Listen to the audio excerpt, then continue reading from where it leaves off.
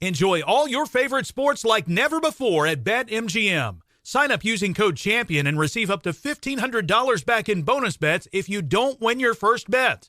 When you register with BetMGM, you get instant access to a variety of parlay selection features, live betting options, and the best daily promotions in the business. And with BetMGM at your fingertips, every play and every game matter more than ever. Remember to use code CHAMPION and receive up to $1,500 back in bonus bets if you don't win your first bet. Place your money line, prop, and parlay bets with the king of sportsbooks today. BetMGM and GameSense remind you to play responsibly. See BetMGM.com for terms. 21 plus only, Virginia only. New customer offer. Subject to eligibility requirements. Rewards are non-withdrawable bonus bets that expire in 7 days. Gambling problem? Call 1-800-GAMBLER. Promotional offer not available in Washington, D.C. What's out there is unknown. So at UC San Diego, out we go. Because to take on the challenges of the here and now, you got to get your feet wet, your eyes open, and your mind out there. Way out there. Turning the unknown into cures, culture, and connections with each step forward. So pack a bag, a notebook, and some sandals and get ready to look far and think further. UC San Diego. Learn more at ucsd.edu.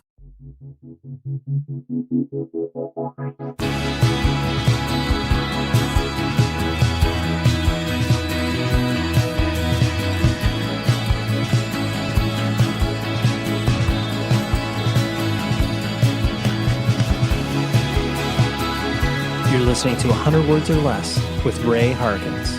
What is up, everybody? Welcome to yet another episode of this podcast in which we are talking about people who care about independent music, punk, hardcore, indie rock, emo, whatever it is. But today is a very special episode for a multitude of reasons. One of them being the fact that this is the 600th episode, which, you know, anytime you got a nice round number, it feels like you're doing something. It feels like people are paying attention to it. And I've gotten compliments recently on the fact that people are like very, very kind in saying that this is consistent. It's a ever-present part of their lives. I love to be that thing that you can rely on week after week and be like, you know what? I'm going to listen to this week's episode. Maybe I'll just let a few of them stack up and listen to it at a later date. Regardless, I am glad you're here for it. And I am glad to welcome today's guest. His name is none other than Geoff Rickly. If you pay attention to independent music, you know Geoff Rickly's name, but he's the vocalist for Thursday. And they're celebrating a lot of things because they're a band, again, just doing really cool shows, really cool tours, but they are focused on the War All the Time anniversary that I think it's the, 20-year anniversary, 21-year anniversary. I'm not exactly sure how it's, being demarcated because, there are times where it's like, all right, the world was not counting years when everybody was in COVID lockdown, et cetera, et cetera. But anyways, Geoff is also an author. He put out a book called Someone Who Isn't Me, and I read that thing cover to cover. It came out on Rose Books, an incredible independent publisher based out of the New York City area.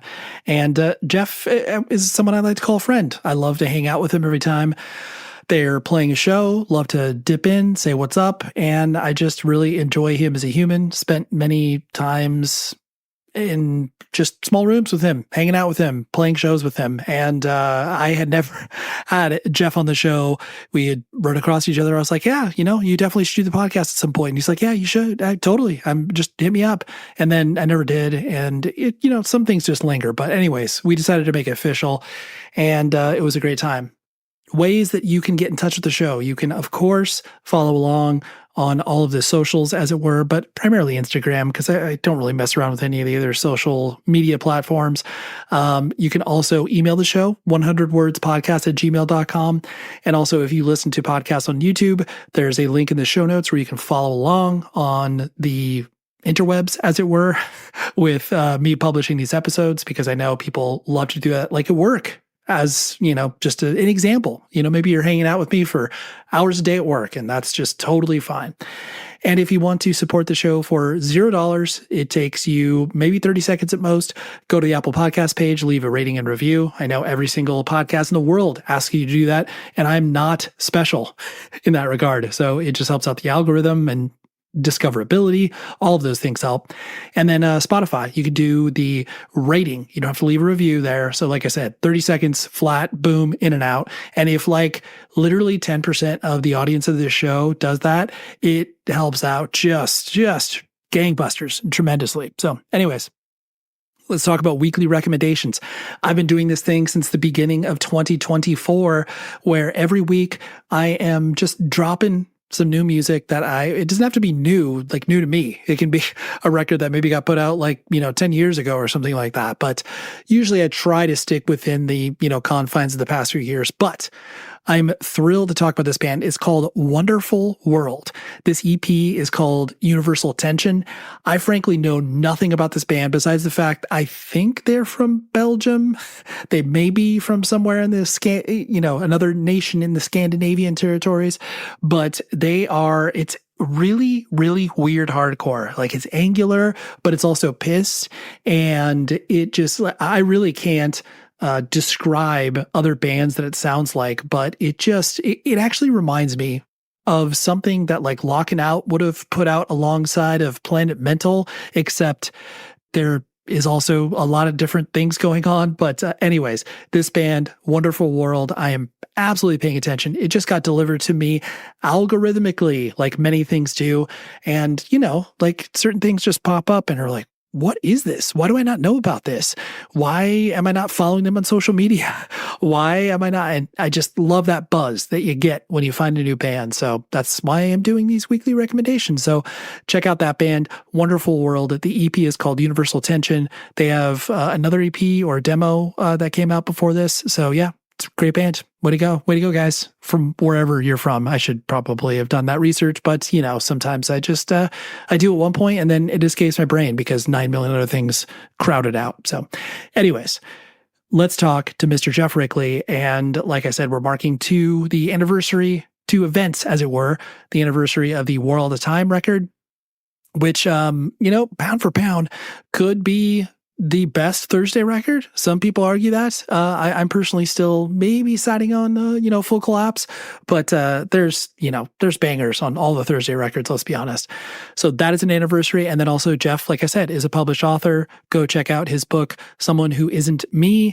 Came out on Rose Books. Love it. And we talk about all the things. So here is Geoff.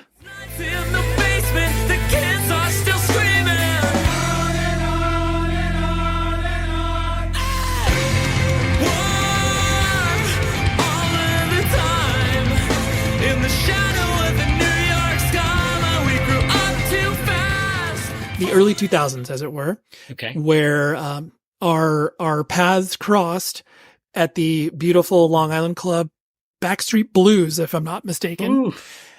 And I know, and I know that you felt like this as well, where it's like when you're doing those early tours and you happen to be playing with a band that you actually like, yeah, and you kind of like circle that date on the calendar or whatever. Yeah, exactly. And I remember, obviously, we got connected via our friend Tom, who you used to live with from The Assistant and every other band ever under the sun. And now Seisha, yeah. Exactly.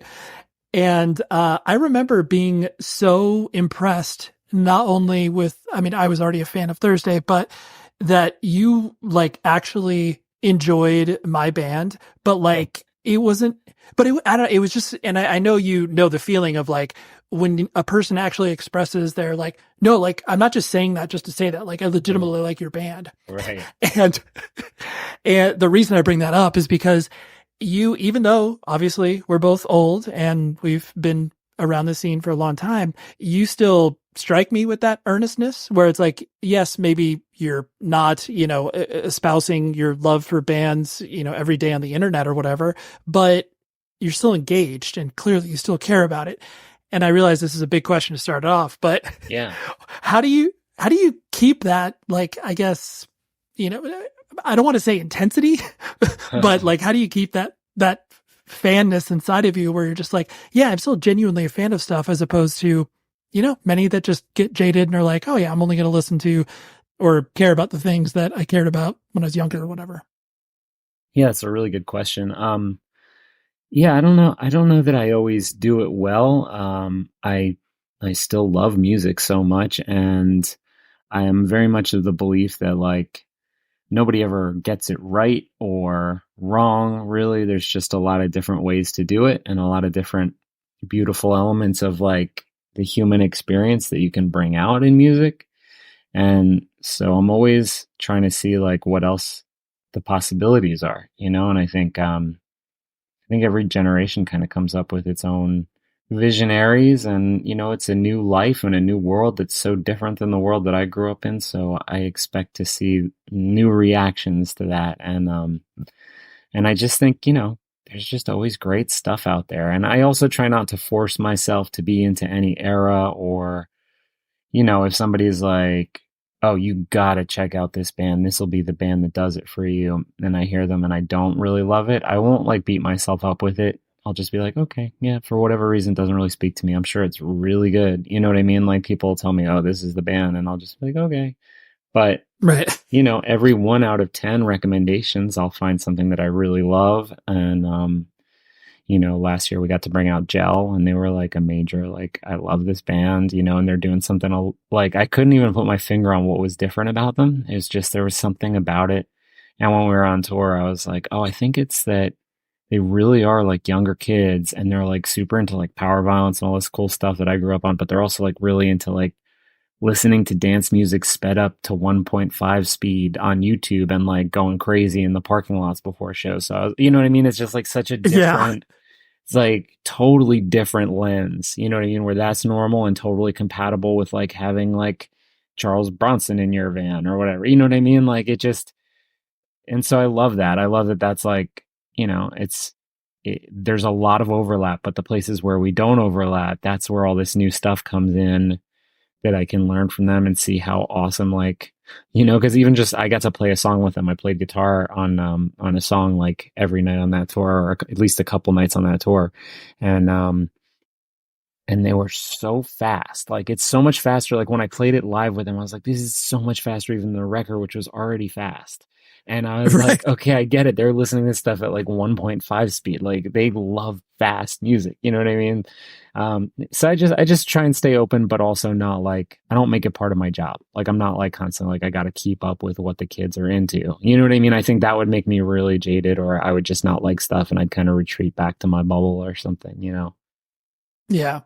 No, I understand exactly what you're talking about, where it's like because there's clearly no blueprint for aging gracefully within the context of punk or hardcore. Yeah, like true, it's just truly.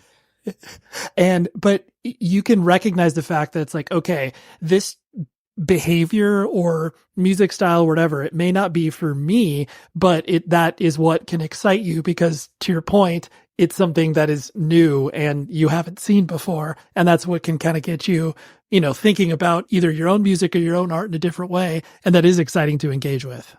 Yeah. And, you know, I for me, the closest to a blueprint for me of how to age gracefully would be Walter from Quicksand. You know, he's not that much older than me, but he's, you know, we're almost exactly 10 years apart. Our birthday's the same weekend. So, you know, I've gotten to celebrate with him before on tour, our birthdays, but, even just that little bit of like, you know, that decade extra that he has on me, I just get to watch how he navigates just a little ahead of the road, you know, and I just find he does it with such grace, you know, and when he'll turn me on to new stuff, you know, of younger kids even than I know about. And if I turn him on to something and he doesn't like it, he'll like kind of ask me what I like about it so he can look at it through that lens, you know, and I just really appreciate that about Walter. You know what I mean? Like he's really like somebody I feel like I can look up to, and he's not trying too hard, but he's not also ignoring the kids. And he's just kind of, he just kind of like is so himself. And I'm like, okay, that's what I want to be. I just want to be so myself. There's nothing else that I can be.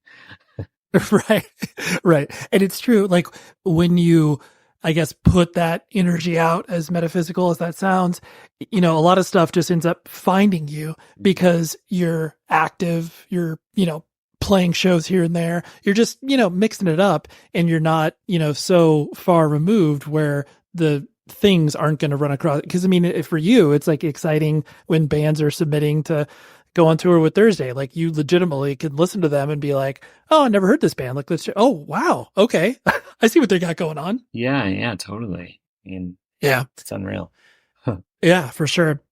It kind of, glossing over a lot of the biographical stuff just based on the fact that, you've clearly painted that picture, but there are certain aspects where it's like, I didn't even know you were born in Providence until I was obviously doing my, beautiful research of you online. And then what age did you actually move to Jersey? Was that when you went to college, or were you always in no, I Providence? went to high school and like a good amount of grade school in New Jersey. Okay. Got it. Yeah. And what prompted the move between Providence and Jersey? So my parents met at like the first co-ed dorm in the country in Providence. At Brown, they both were full scholarship, like at Brown, both from backgrounds where they couldn't have paid for school if they didn't have a full scholarship. Sure. And then when they finished grad school, my dad was a chemist. My dad was a chemist, and he was, New Jersey, which, if you've ever driven on some of our major highways through Newark and stuff like that, it's a huge chemical industry in New Jersey. So we came down here so my dad could work in industrial chemical, stuff. Right.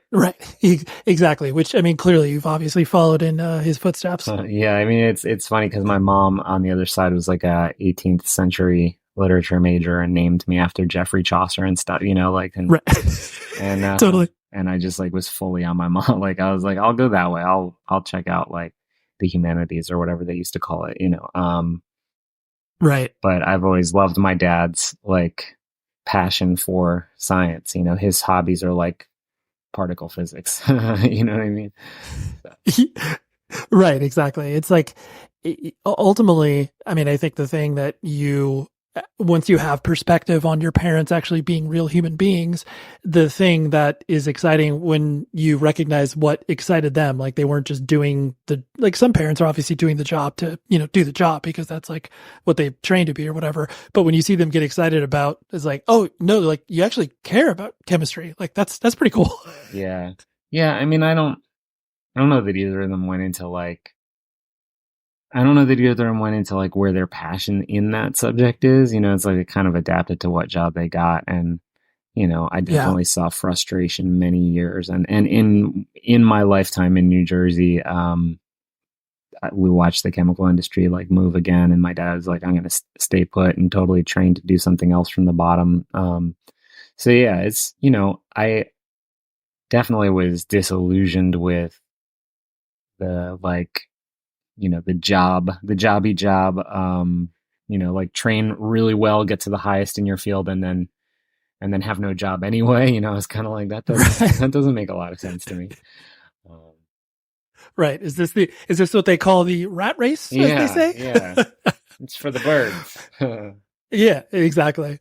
And are you an only child? I actually don't know that fact about you either. Yeah, I am. Okay. That's probably why I liked you so much when we met. Yeah, it's how you become a singer. Is starting as an only child, Demanding attention from everybody around you. Oh, that's right.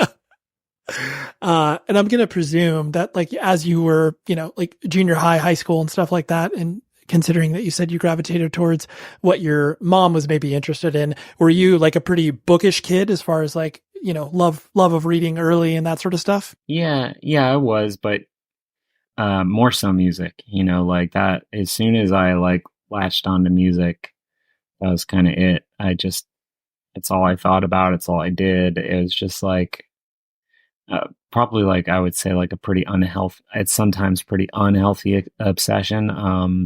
But when I was a kid, you could still go to like, Fugazi shows were $5, but regular shows were like $8.50. You know what I mean? It wasn't like Fugazi was $5 and like everybody else was $25, Yep.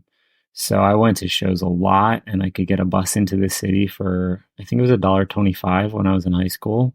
So it's just like, I just spent all my time going to shows and buying records. And I had a girlfriend in high school who used to steal records, I wasn't really, right. I was too square for that. And I was like, man, I don't know, not records. Like you want the bands to get paid. But yeah, no, Right. it was all I did. Was music, music, music. And even like, uh, looking at like writing and stuff, I just thought like lyricists were better writers, than most of the writers that I liked. I liked some super pretentious stuff as a kid too, but I was more passionate about lyricists and the way they wrote. Right. Right. And the intro to independent music like that, because, either you or I had the luxury of leaning on an older brother or sister. Was it introduced to you via, just friends, or were you just like randomly poking around skate videos and stuff like that? One of my friends growing up had an older sister that I had a huge crush on. And she was like, "Oh, you like Nine Inch Nails?" And I was like, "Yeah." I had heard Nine Inch Nails like randomly. I was walking and I heard across the street a boombox playing like the first Nine Inch Nails record, and it was playing the song Down in It. And I had really liked, like in my high school, like where I grew up, there was this place called The Rink in Bergenfield, which is like where like Naughty by Nature and Queen Latifah and like all these like young hip hop groups would play in New Jersey. And so like when I was a kid, I really loved A Tribe Called Quest and Nas and stuff like that. Like I was really into hip hop, and from the time I was like 7 or 8, like I really would like make my dad get me cassette singles of all the big hip hop songs, but when I heard Down in It blasting across the street in this boombox, I like crossed the street and I was like, what is, I just like these strangers. I was like, what is, I need to know what this is, and they're like, oh yeah. Like they didn't even, I remember the girl that told me she didn't stop dancing. She was like, it's Nine Inch Nails. Like she was dancing like outside. It was so sick. You know what I mean? Like her energy Right. was amazing. And I was like, okay, I'm going to go get the Nine Inch Nails tape. So I went and got that and got really into it. And then the friend's older sister I had a crush on was like, you like Nine Inch Nails? Like, you know what I mean? Like, are you like kind of cool? Like, holy crap, I can't believe it. So she made me like a mix with all kinds of stuff like that on it, The Cure and all kinds of stuff, Morrissey and Right. I just got here's all the sad sack music. Yeah, here's all the sad sack music that they used to call at the time. I think they called it like college rock or something, all that kind of stuff too. REM and Sure. And I just like sort of dove in deep, and then a few like I think there was like the movie for like Pump Up the Volume came out maybe like a year or two later, and that's like where I heard Peter Murphy the first time. There's just like, it was sort of like it unfolded like that because it wasn't like the era of the internet where you could find out as easily about stuff. You kind of had to go from one band to the next band and be like, okay, you like Nine Inch Nails? Like, well, he's also in this band called Pigface. And then you go get Pigface. And it's like, have you heard Ministry? And then you get Ministry. Mr. You know what I mean? Yeah. And that was kind of like it. And around then I got my mom into a band that she thought was stupid. She thought U2 was really stupid. And like, she was sick of hearing them on her commute to work on the radio. But I made her take me to see them when I was like, I think 10. Mm-hmm. And the performance like moved her to tears, and she became like a obsessive U2 fan. And we started going to see concerts all the time. And then I would ask to see like the opening bands, like play their own shows. And then she started like letting me go to other shows. And, at first they took me to all the shows that I went to, but then it was kind of like, nah, it's a show. You'll be safe. You'll be fine. Like it was also, the very early 90s, and people were like, yeah, I got work, kid. You can go to the city and go see a show. Even right. In high school, it's a school night, whatever. Yep. So yeah, and there used to be this show too called 120 Minutes that that's like the first time I heard Curve, the first time I heard the Smashing Pumpkins when they put out Gish. It's just like all these bands felt like such like great best kept secrets, Oh boy, oh boy. I love to talk about our friends at Rockabilia, longtime supporters of this podcast and longtime supporters of the independent music world, because they sell merch that is officially licensed from these bands. And I don't care if you're into like AC/DC, Avenged Sevenfold, Alice in Chains, Slipknot, Eminem, Green Day, Ghost, the list goes on and on and on. And they have really cool items as well. They sell like skate decks, they sell lava lamps, so many cool things. But anyways, you need a promo code because this will get you 10% off of your entire order. It is 100 words or less. That's the number 100 words or less. order from them. They ship to you from the Midwest in the United States of America, gets to you very, very fast. Super amazing customer service in case you run into any issues, because honestly, customer service, that's like something that's really important. Even if things are going right, just to have that as a backup, it's awesome. So all officially licensed, like I said, that means the bands get paid. Everybody that is an official rights holder gets taken care of, and everybody wins. And then plus you can buy stuff for your friends and family because it's an all-in-one shop. It's amazing. So go to rockabilia.com, browse around. They have some pretty deep discount sales over there right now, like 70% off some items. So it's incredible. Go to rockabilia.com, shop to your heart's content, and use the promo code 100 words or less. This show is sponsored by BetterHelp. In my late teens, early 20s, I was burning the candle at both ends, like playing in a band, going to shows like almost every single night of the week. And I had friends and family being like, yo, you should chill out. Like, you know, you're just not only exhausted, but not giving the best version of yourself to me, to others, to people I was in relationships with. And I wish that someone would have been like, you know what? Hey, you should think about therapy, because I did that later on in life and it helped out tremendously. That is why I love working with BetterHelp. If you are thinking about giving therapy a try, BetterHelp is an amazing on-ramp for this. It's entirely online. It's designed to be convenient, flexible, and suited to your schedule. And if you do not vibe with the therapist for whatever reason, you can switch it at no additional charge. All you do is fill out a brief questionnaire and boom, you're off and running. So find your social sweet spot with BetterHelp. Visit betterhelp.com/Ray today to get 10% off of your first month. That's BetterHelp, HELP.com/Ray.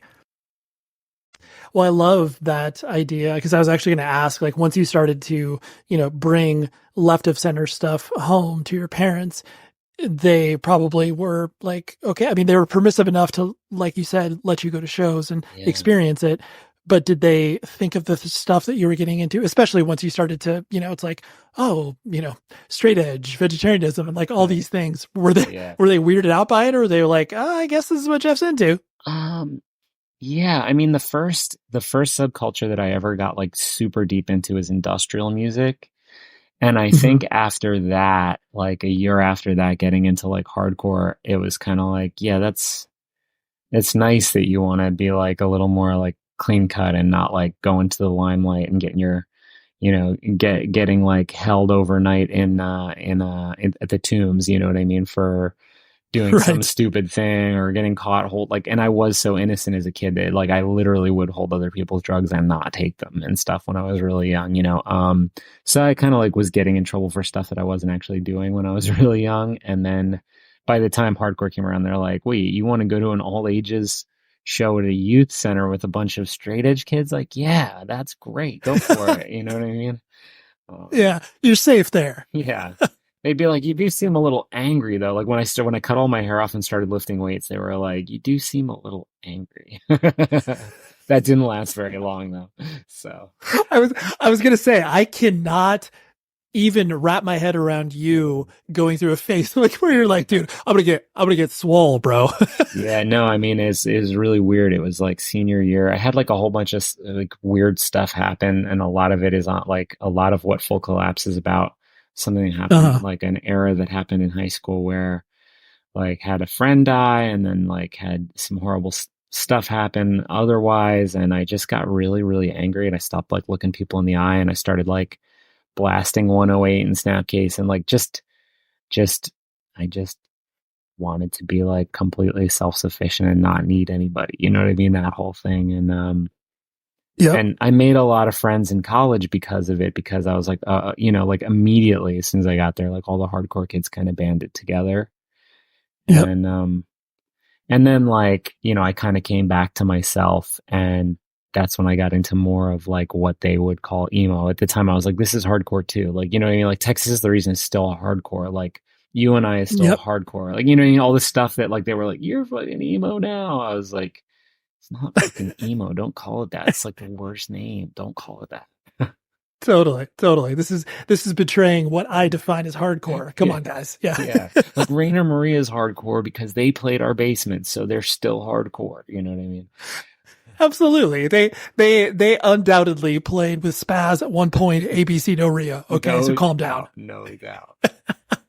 What? So hitting that college experience, I know that's obviously when, you really were throwing shows in your basement, et cetera, et cetera.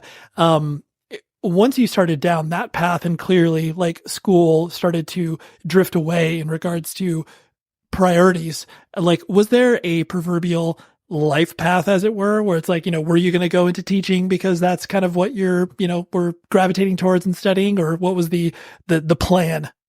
Yeah, I had a really weird experience in college, which was that during the orientation weekend, they still used to do this like placement testing, where you go take a standardized test and they'd like tell you what classes you were allowed to take. Yep. And like, I swear it was like not that long before, like I had just tried LSD for the first time, and I ended up taking it that weekend, not thinking that my test was right then, and then getting like, no, it's right now actually. And I was like, oh no, I'm like fully tripping, like hallucinating, and I have to take this test. So I went and took this like placement test, and it was literally like I could see, it was almost like the answers on the test were filled in already. Like I didn't even have to read the questions. I could just see what box was supposed to be. And so I filled them all out, and I placed so high that I literally didn't have to take any required classes. I was allowed to take all electives for my entire 4 years. Like I got into like this honors program. It was so wild. And so I just took like all these like poetry, dance in the body, and the literature of the other with it, like Edward Said class on his book Orientalism, and all these courses that I was interested in. And I realized after like 2 years of that, like, oh, I just need to be a teacher, and I'll take a few teaching courses. And then, it was a 5-year teaching program with Teach for America that I was doing. So that was kind of like, that's where I was at. But like most of my curriculum was like just totally stuff that I was interested in, oh, Russian literature. Okay. You know what I mean? Like no science, right? No history, no accounting, no math. Like I was like, nah, I'm not doing it. If I can pick, I'm not doing anything like that. All the useful stuff. Totally. Talk about like the most loaded gun you could give a kid going into college. Just like, hey, what's going to shoot yourself in the foot for the next while? How about this? Just take whatever you want, Geoff. Yeah. But I think it would have been good if I had been like, because I got really close. We got, before we started touring, I just had 1 semester left. And I had I had like a 3.9 or something. You know what I mean? I wasn't like slacking off, but. Right. You were putting the effort. Yeah. We all decided like, this is something we should do. We should take this year and tour and see what happens. And it was literally right at the end of that year, like right at the end of the year that we took off, that it just like blew up out of nowhere. We were all kind of like already making plans to do other things.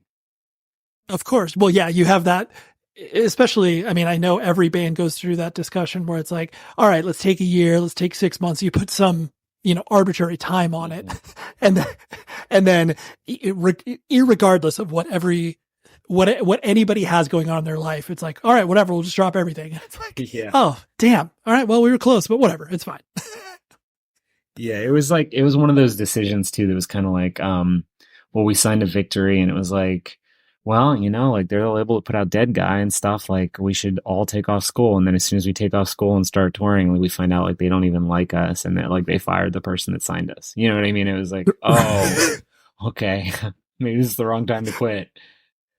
Totally. You're like, listen, we can't tour with Hi-Fi and the Roadburners. I'm sorry. We just can't do that. I wanted to hit on specifically War All the Time, because obviously that's, what you are celebrating this year, and, touring around it and everything. And that, I was lucky enough to obviously not only see you many times during that juncture, but then also have a front row seat with, our friends in Thrice, and knowing those guys really well, and then knowing you guys decently well, and watching both of your bands, ascend on this weirdo major label trajectory where obviously everybody was the next Nirvana. And during that time, I realized this may be a, difficult question to articulate, but who did you feel like you could, I guess, rely on during that time? Was it, were you leaning on obviously your bandmates? The kind of, typical family and friends? Like, did you feel like you had to kind of like close up the circle, or did you feel like you could expand it? Yeah, no, we were keeping it pretty insular then, because it had all happened so quickly. And it was so surprising. And, you know, all these people who didn't have our back suddenly were our best friends. You know what I mean? Where it was like, I don't really feel like I can trust a lot of people because now suddenly Victory says that they had our back from the beginning, and I know they did, you know, I know they didn't or whatever. Right. So it was like band, we leaned on each other. We leaned on Alex at Eyeball Records. We leaned on our booking agent, Tim Bohr, who, you know, is like the one person we've stayed with through our entire career. And that was kind of it. You know, we circled the wagons. We really, when Island signed us and we went to Island, we had a really good team there at first. You know, they all ended up leaving like a few months into War All the Time coming out, and that was like a huge blow because we had like let ourselves trust them and they had really treated us well and done some great things for us. So it felt really strange to have them all kind of disappear. Right. Yeah. I mean, it is that interesting, you know, security blanket when all of a sudden you start to understand what a person who loves music that like works at a record label, how that could be taken away from them because it's like, oh, they just left that job to go do another job, but like you're with us, right? What's the deal? Right. But also like, yeah, you start to understand it's kind of like one of those things that sometimes that's the way the wind blows, where it's like the key guy at the top that everybody knows. If he leaves, then they want to stay on their team, you know, and they'll have to leave the artist, but they're like, this is like, we all know each other. We all work together every day. We want to stay together. It's like, I can understand that. You know what I mean? Like it was just really unfortunate timing for us because it wasn't even at like the end of one cycle. It was like right in the middle of when we needed people like working on the record. And it was like totally our moment. It was our top 10 Billboard, you know, record. And just like, just sort of fell off a cliff. You know, we went from selling like 20,000 records a week to like not knowing if it was in stores anymore. You know what I mean? It was like that drastic where we were like, what happened? Yeah, right. Like someone needs to make a phone call to someone. Like, I think this is, there's something happening here. And I remember like people being like, I'm going down there to talk to somebody since they won't pick up the phone, and getting there and being like, there's nobody here. Like, there's nobody here. There's no one in the office. Like, nobody. It's like, okay, well, then we were well and truly screwed, I guess. Yeah, then this seems like a real sinking ship, as it were. Yeah. And I know during that time as well, like that's, you know, you did have a little bit of understanding, obviously, of how, you know, business implications worked and, you know, contracts and all that sort of stuff. Yeah.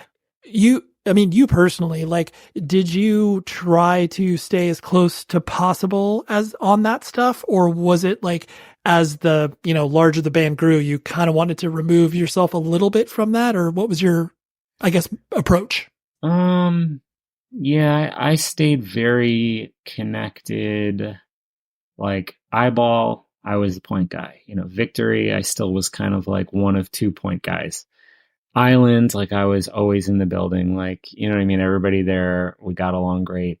After Island, like after that whole thing fell apart, I was very like disenchanted with the whole thing. Was kind of like, somebody else can deal with this. Like I don't want to do this. I don't want to talk to the label anymore. Like these people don't care about us. You know what I mean? Like they don't care. Like it's cool. Yeah. Like we're part of their job and they're going to do a good job if they can, but like they don't care. Yeah, for sure. Right. It's like, it's the, you know, once bitten, twice shy thing where it's like, oh yeah, like maybe this is good for my mental health to not be as like, you know, in the boardrooms, as it were. Right. Totally. And the irony, of course, is that like after we left Island, we did a couple records on Epitaph, and the product manager there that we worked with that I was like very hands off with was Matt McGreevy. Matt McGreevy lives across the street from me now, and he's like my buddy. You know what I mean? So it's like not at the time when we were working, like I was friendly with him, but I wasn't like involved. And now like we go to shows and stuff all the time. It's very funny that he was like the one I decided to check out on. You know what I mean? It's like ironic, very ironic. Yeah. And that, I mean, talk about a person who obviously is in the industry, but is not a, you know, a suit, so to speak. Like really cares. Yeah. It's very funny. Right. You actually talk to them about music and they'll give you their honest opinion. It's like, wow, this is not like how it's supposed to be.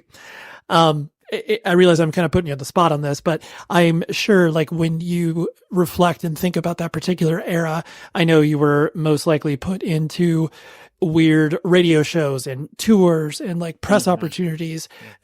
Are there things that stick out in your mind as far as being very emblematic of that experience where it's like, oh yes, like just as a random aside where it's like, I remember, talking to my friends in Seosin and they were talking about how they had to go into like a children's hospital to play an acoustic set. It was one of those things where it's like, whose idea was this? Yeah. And it was like, that's awful. But anyways, like it doesn't have to be as extreme as that, but like what experiences were kind of emblematic of that era for you? Yeah. I remember we were on this show in Chicago. I don't know if it still exists, but it was a big deal at the time, a radio show called Man Cow. Man Cow. Oh, totally. Yeah. I remember that show. Yeah. And it was live. It was a live broadcast thing. And like you had to get up at 6 to go down there. So it's like, get the singer up at 6. He's like the one guy that needs to rest or else he loses his voice. So they get me up there and like they had me on and immediately I was like, I fucking hate these people. Like immediately I just was like this, like 2-bit bad comedians, like trying to be offensive, like mocking somebody with cancer. Like I don't remember like exactly how it came up, but it just like immediately I was like, no. I was like, nope, not cool, whatever, don't give a like I was like, I know this is supposed to be good for us, but like I don't like this is a good time to plant my flag and they're gonna be like, I just don't like you and I don't like anything you stand for. Like I don't care if you're funny and popular, like I'd rather have no fans. Like you know what I mean? Like I was basically like drop dead on like live on the radio. And they just kind of pulled me and were like, dude, what the hell? And I was like, what do you want, man? Like this, you put me here? Like you put me here. Like you don't know me, obviously.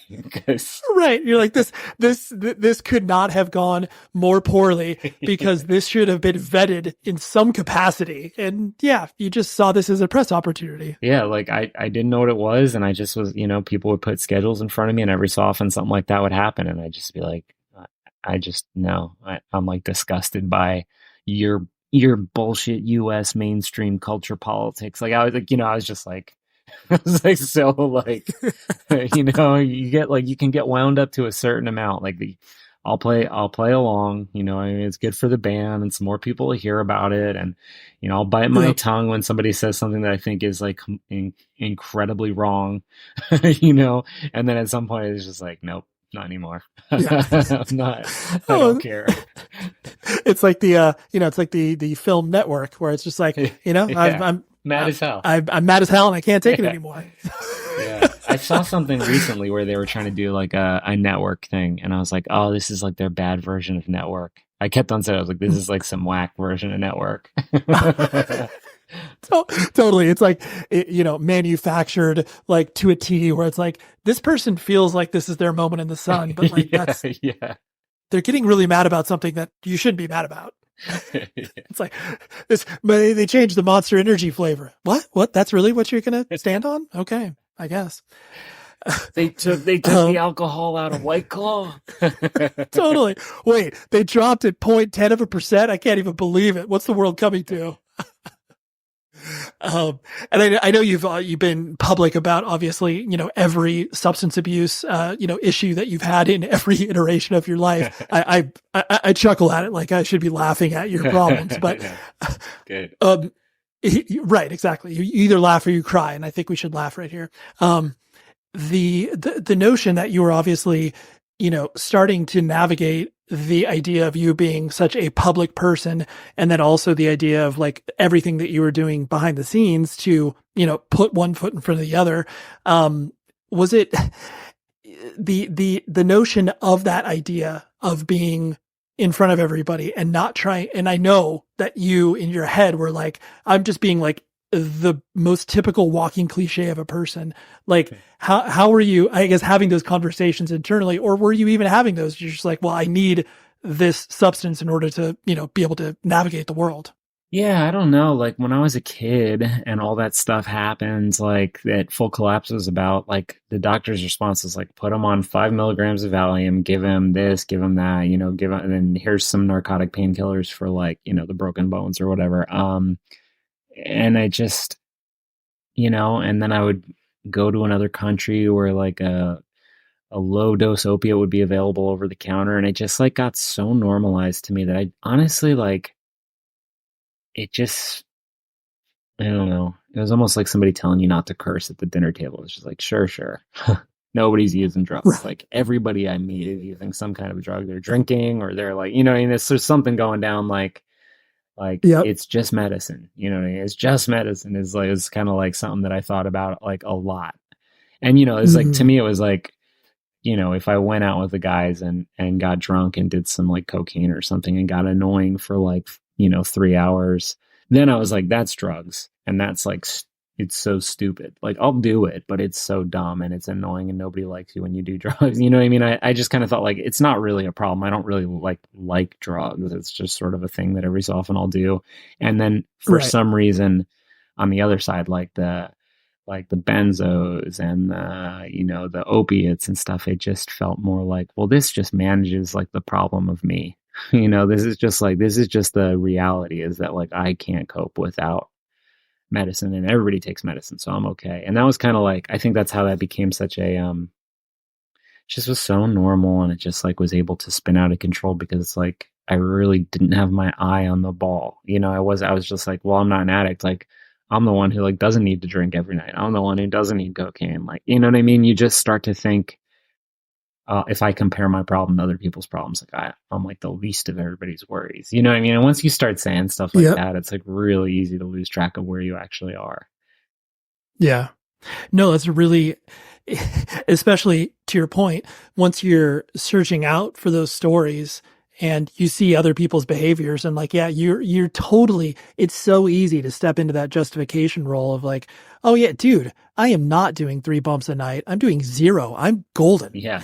I do my taxes by hand. Like, I don't think that this could be a drug problem if like I take my pills in the morning, have a cup of coffee and like do the paperwork. I think I'm probably okay. You know what I mean? It's like, absolutely. It's like I am purely functioning with this stuff and it helps me function. So therefore I of course don't have a problem. Yeah. By transitive property. Yeah. Evilgreed.net is the place you need to point your web browser to look at all of these amazing stores from record labels and bands that all fit a certain type of genre, which is what I like to call artistic heavy stuff. So if you're listening to this show, I can guarantee you, like I can literally pay you money to be like, here, I'll give you $1, go onto the site and you will find at least 10 bands that you're into or record labels that you're into. They ship from Berlin, Germany, but do not let that scare you off because shipping rates are very advantageous for us here in the United States right now.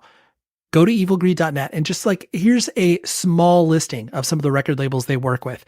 We're talking about Days, Death Wish, End Hits, Flat Spot.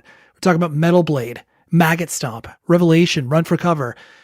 So you kind of get the vibe that they're going for. And they also work specifically with bands like, Botch and Deaf Heaven and Blood Incantation. It's such a great place for all of the things that are heavy and you most likely are super, super into. And then you can buy them all at one place and it ships it to you and boom, you win. It's great. So go to evilgreed.net. Just pop into the search bar, be able to type in some band names or record label names, and then boom, you're off and running. And all of a sudden you got like $300 worth of stuff. You got to like pick through and be like, okay, I'm going to ask for this for my birthday. Here's some Christmas stuff, really fun things because that's the way that I like to buy stuff. So maybe I'm just giving you advice that you don't need on how to buy merchandise. Jeez, it's ridiculous. But evilgreed.net is the place to go and shop away. Enjoy all your favorite sports like never before at BetMGM. Sign up using code CHAMPION and receive up to $1,500 back in bonus bets if you don't win your first bet.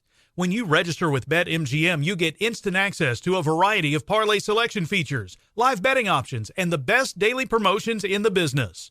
And with BetMGM at your fingertips, every play and every game matter more than ever. Remember to use code CHAMPION and receive up to $1,500 back in bonus bets if you don't win your first bet. Place your money line, prop, and parlay bets with the king of sportsbooks today. BetMGM and GameSense remind you to play responsibly. See BetMGM.com for terms. 21 plus only, Virginia only. New customer offer. Subject to eligibility requirements. Rewards are non-withdrawable bonus bets that expire in 7 days. Gambling problem? Call 1-800-GAMBLER. Promotional offer not available in Washington, D.C.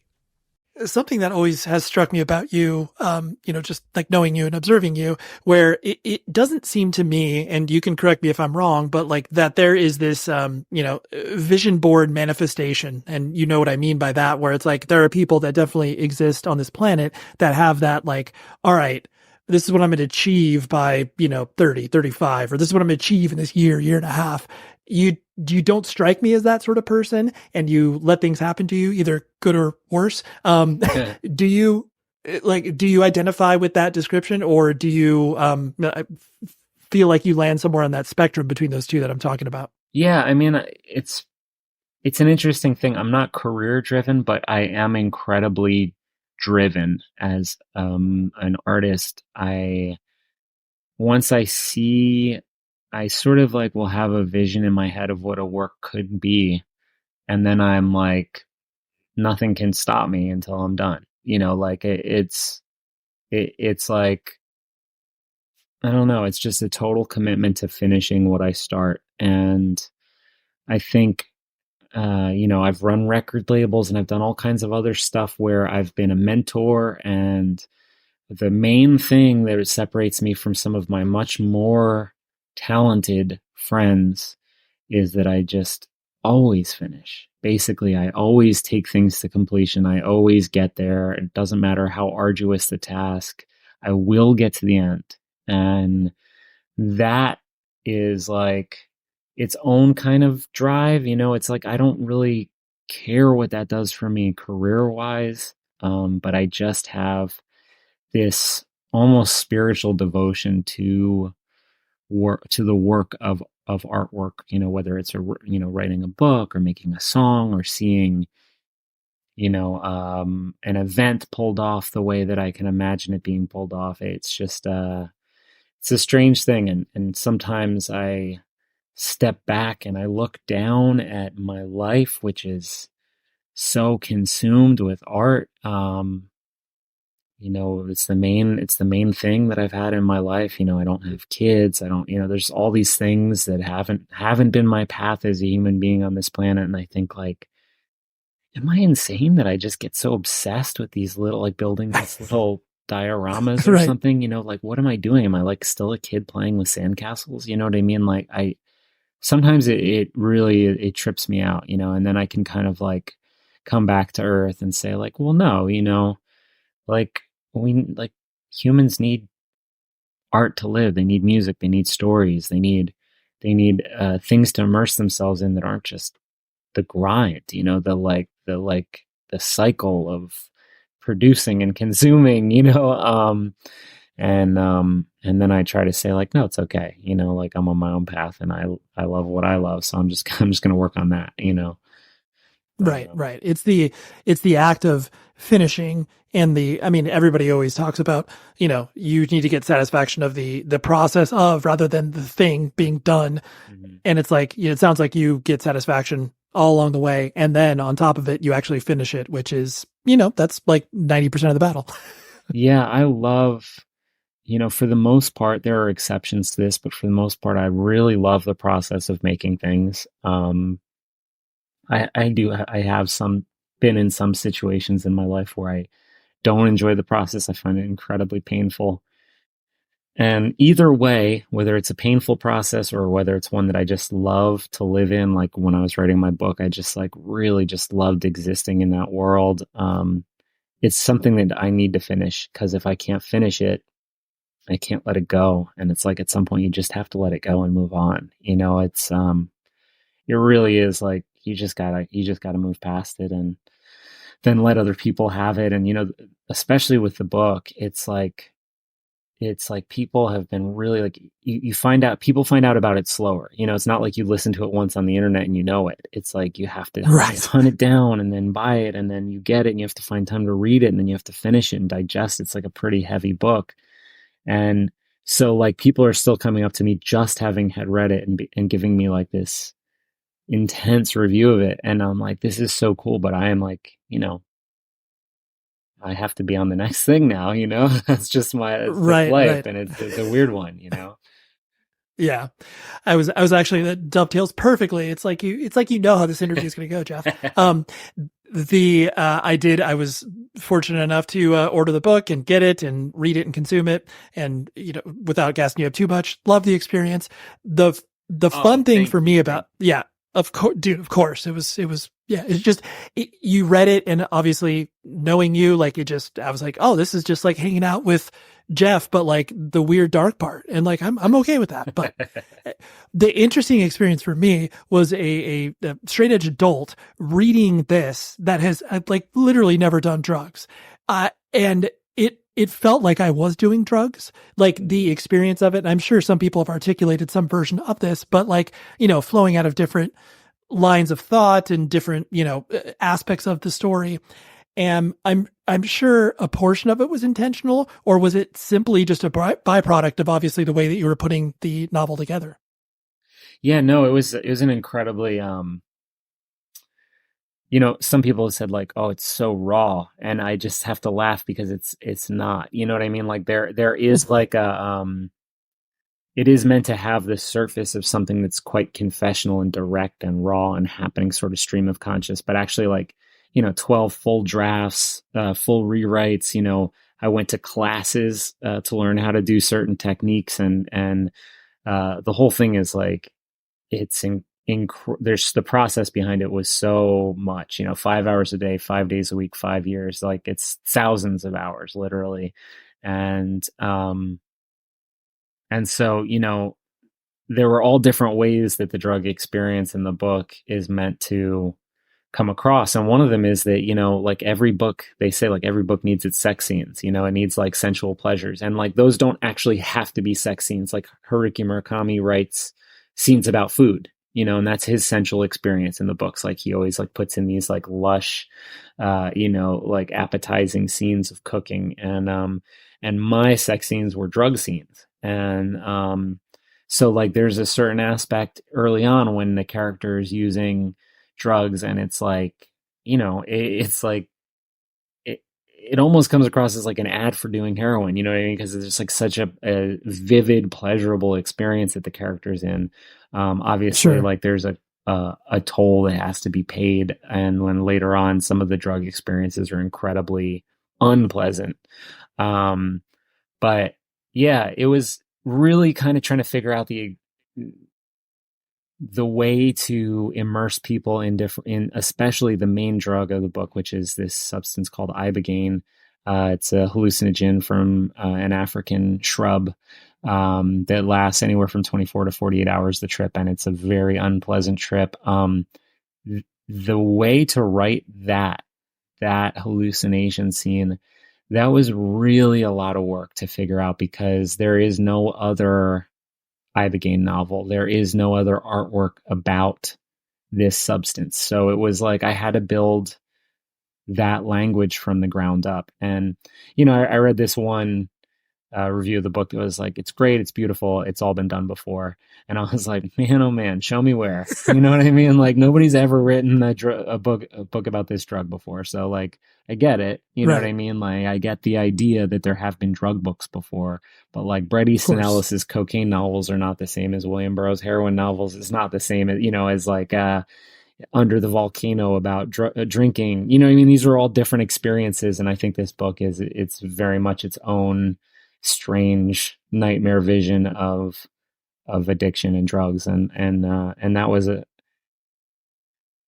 it's very intentional. Yeah. Everything in the book, there's not a lot left to chance. Every chapter's been taken out, put back in. There's probably a good 20 chapters, even that work with this draft that I took out just for pacing, just being like, this doesn't move as quickly as I'd like. This thing here doesn't really, it's too much information, this thing, so it's not raw. Yeah.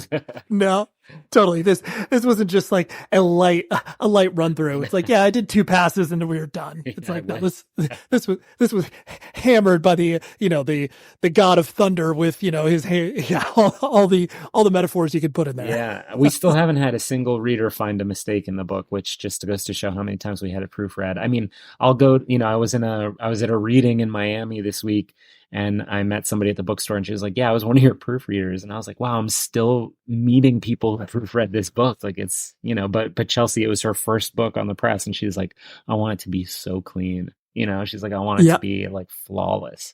And I was like, I'm in, let's do it. Yeah. You're like, this isn't a paperback 7-inch. Like this is the real deal. Yeah.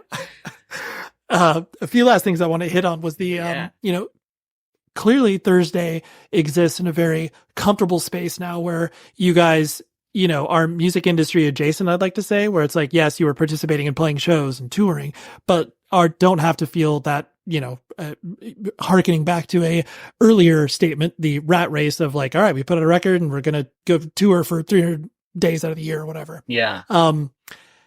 So I'm guessing that there is an element of it where the band feels less pressure, but then there's probably an element of the fact that like, oh, now like money can come into the band now. So there is an element of pressure where it's like, oh, now this thing that wasn't a part of our lives for so many years, like, trying to find the balance of those two. Or is it just fun? Just period. Well, that's a really good question. I guess the only answer is, so much of it is so fun. Like playing music is so fun. Like I love everybody associated with Thursday. I really do. And also like some of it can still be so hard. We'll flirt with writing music again and we'll just, it's like everything that broke up the band the first time will just come flooding back in. And, right. And when I was saying like, sometimes writing is incredibly painful, like with Thursday, I don't know why. It's just always been that way. It's just always been so painful. And it's like, well, usually it's been worth it because, things come out of it that stand the test of time and that 20 years later, people are still talking about and thinking about wanting to see us play. And that's beautiful. But, it's a funny thing. And so many bands that I love came back, did reunions. I was so excited to see them and they put out a record that I was like, wish you didn't put that out, like don't love that. So I've been very like, do we need new music? You know what I mean? That's kind of been my line in the band. Like, do we really need new music? Like, I feel like we got like 6 records to choose from, plus like a gazillion B-sides and, but yeah, it's a strange balance to try and figure out because it's been 13 years since we made music and people still want to see us for some reason. But also, like I love the music that has come out of this band. If we could do something that it was up to that level or even, ahead of that level, like why wouldn't I want to? You know what I mean? It's the most beloved thing that I've ever done in my life is Thursday. So I'd love to make great art with Thursday again, but everything that comes along with it, we just all find so tough. And, I don't know. Yeah. Maybe that's what's next for Thursday is figuring out how to write without it feeling like you're dying, Totally. I don't know. We'll see. We'll cross that bridge when we come to it, I guess, Totally. It's like the dentist. You got to go to it once or twice a year and it's like, all right, maybe we'll try it again this year. No, I got a cavity. Okay. I'll pass. Yeah. Yeah.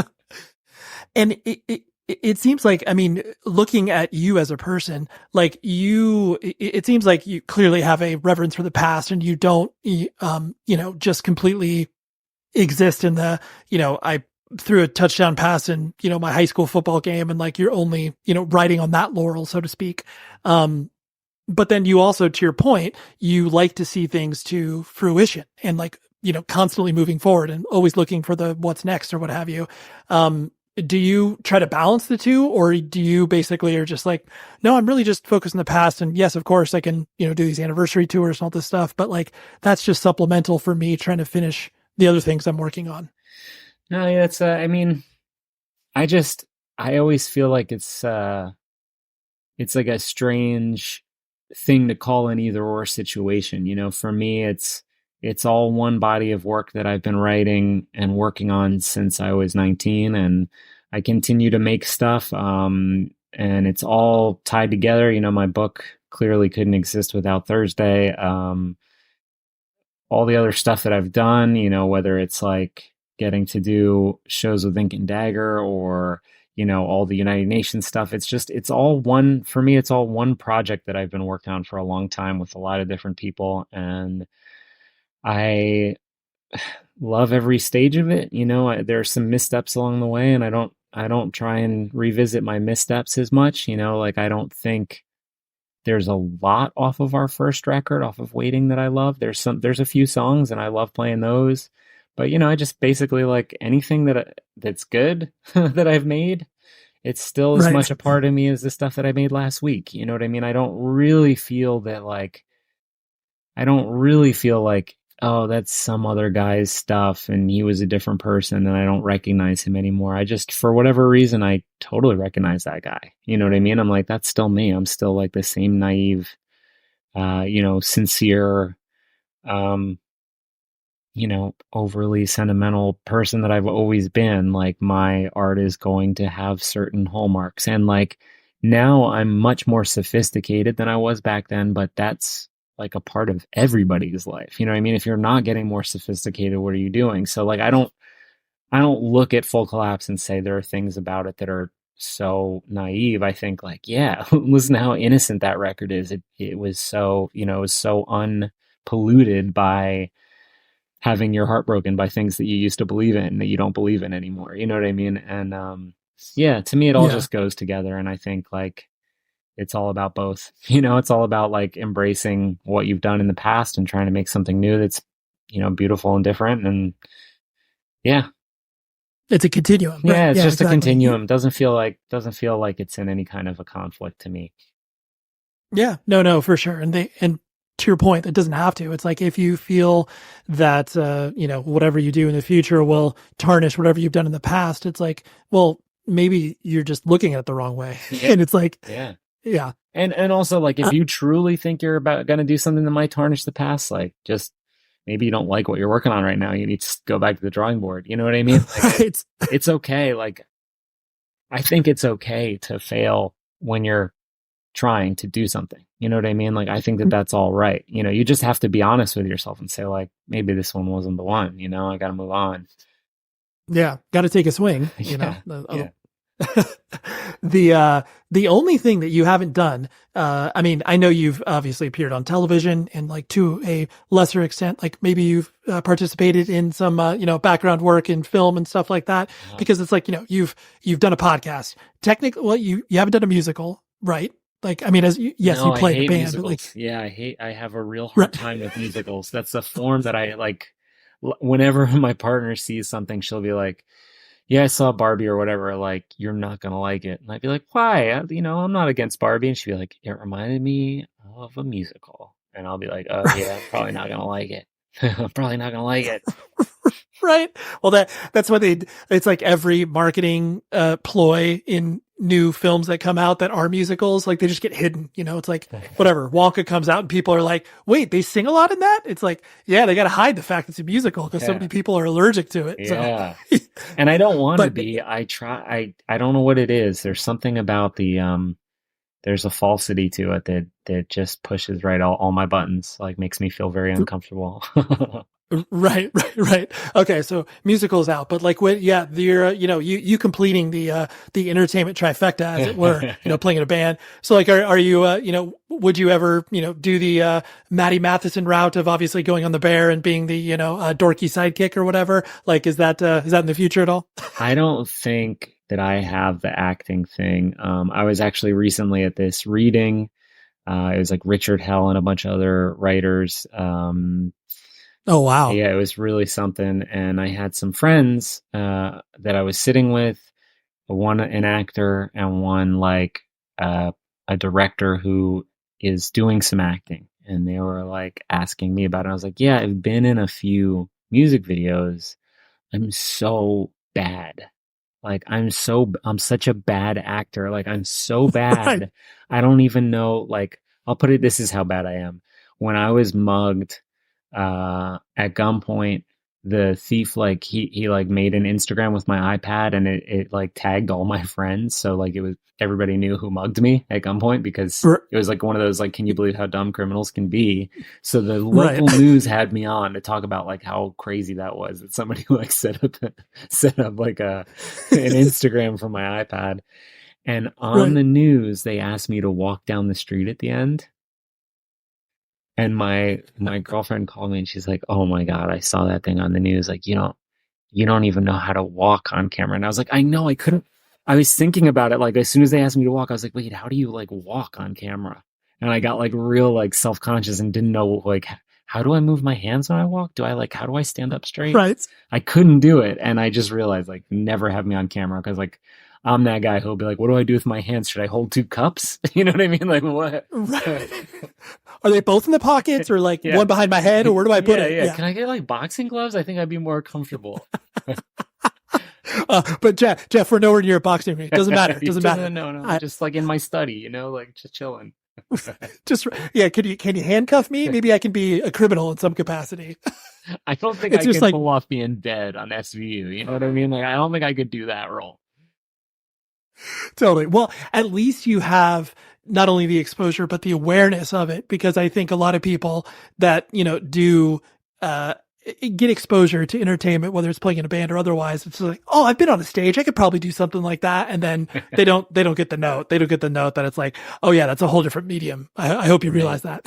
That was my great fear when I was like writing the book, was like, I was talking to my agent. She's like, yeah, but everybody knows that you're like the most like literary, like front man, like, you know what I mean? And I was like, but that's the problem to a bunch of like emo kids I am.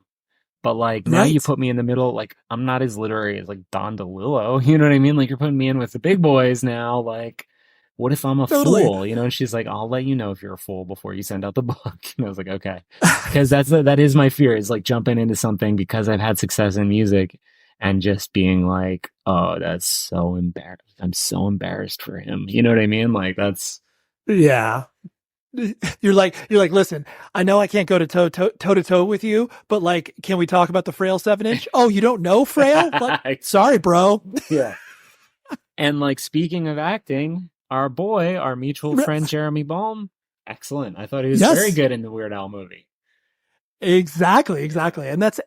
And I think that's the fun thing, where it's like you're able to at least just like, dip your toe in, and then whether you get bitten by the bug or not, it's a different story. I mean, obviously him being born and raised in Burbank, like, you have no choice but to, play a bit part at some point, but yeah. Well, Geoff, I really appreciate you hanging out with me. It was great to pick your brain in ways that I was excited to do. So thank you for doing that. Ray, I always love when we get to hang out. So this is just a blast. Yes, we have done it. Thank you very much to Geoff for his time, and thank you for his publicist, Tim, for bringing the idea up and being like, wait a minute, you've never had Geoff on your podcast? That seems insane. Like, I feel like you should have done that by now. And you know what? I didn't. So we made it official, and let's keep making things official, everybody.